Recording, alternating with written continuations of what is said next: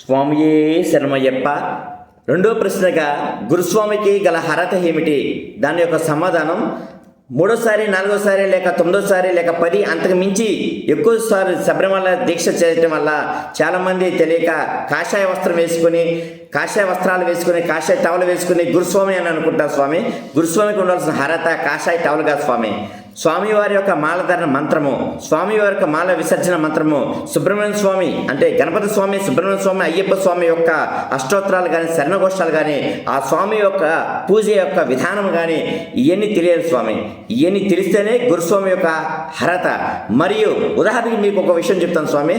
పరిపాలన విధానంలో చూసుకుంటే నరేంద్ర మోడీ గారు, మన బీజేపీ నరేంద్ర మోడీ గారు ప్రధానమంత్రి, మన భారతదేశం యొక్క ప్రధానమంత్రి.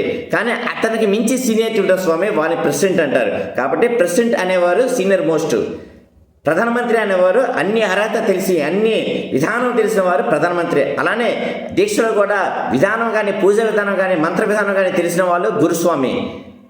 యాత్ర అనుభవం ఉన్న వాళ్ళు మాత్రం సీనియర్ మోస్ట్. మరి యొక్క వీడియోలో సీనియర్ మోస్ట్కి గురుస్వామికి గల తేడాలు చెప్తాను. మూడో ప్రశ్న గురుస్వామి యొక్క లక్షణాలు మరొక వీడియోలో తెలియపరుస్తాను స్వామి.